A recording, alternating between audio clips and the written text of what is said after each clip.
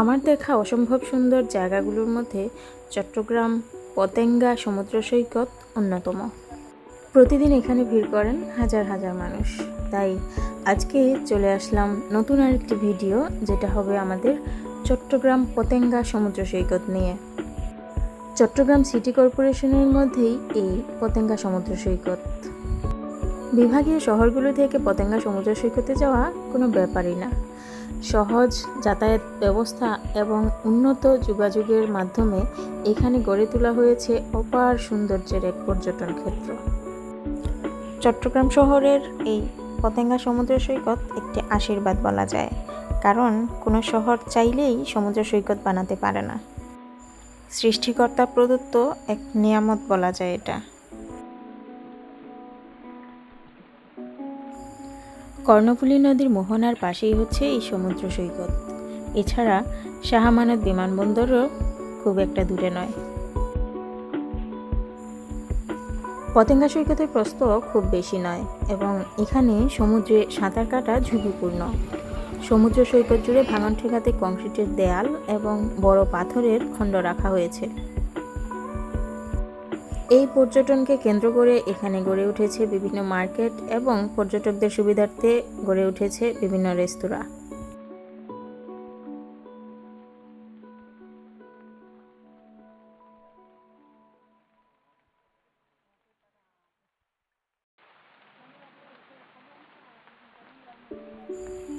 পাশেই বিমানবন্দর থাকায় মাথার উপর দিয়ে কিছুক্ষণ পর পর ভোঁ ভোঁ করে উড়ে যাবে উড়োজাহাজ। এছাড়া চট্টগ্রাম বন্দরের জন্য অপেক্ষমান সারি সারি ছোট বড় জাহাজ এখানের পরিবেশে নিয়ে আসে অন্যরকম ভিন্নতা।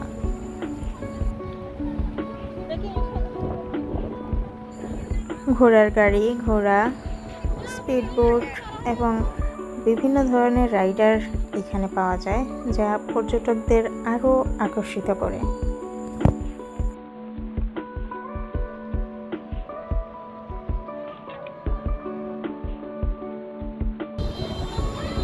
এখানে উপভোগ করা যায় সূর্যোদয়, সূর্যাস্ত সবই। তবে উল্লেখযোগ্য বিষয় হচ্ছে উত্তাল সাগরে স্পিডবোটে না চড়াই ভালো।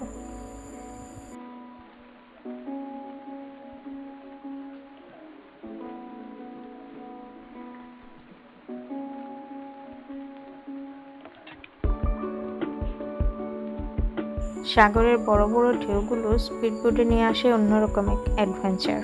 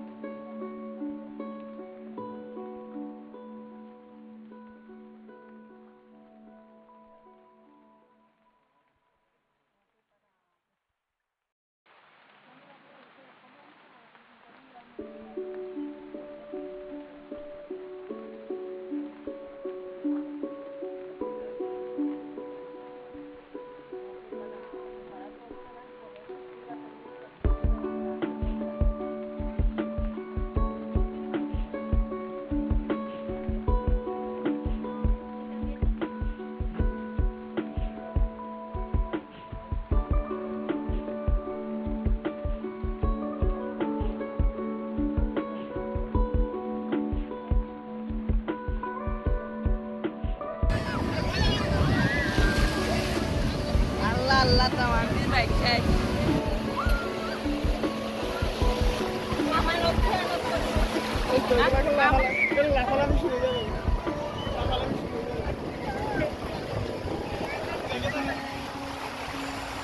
আমরা যখন গিয়েছিলাম তখন বর্ষার ভরা মৌসুম, আর সাগরও ছিল উত্তাল।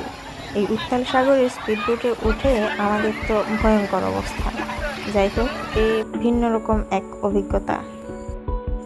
স্পিডবোট তো প্রায় উল্টে যাওয়ার উপক্রম।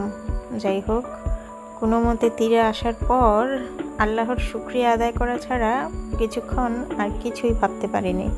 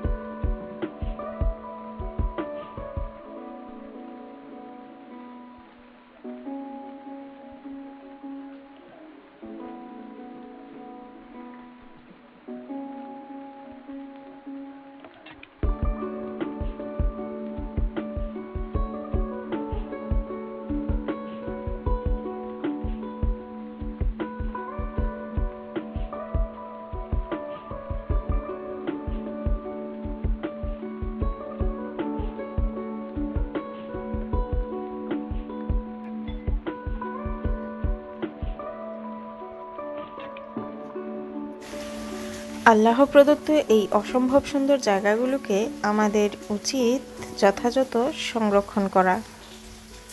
আজকে এ পর্যন্তই। ভালো থাকুন, সুস্থ থাকুন। আল্লাহ হাফেজ।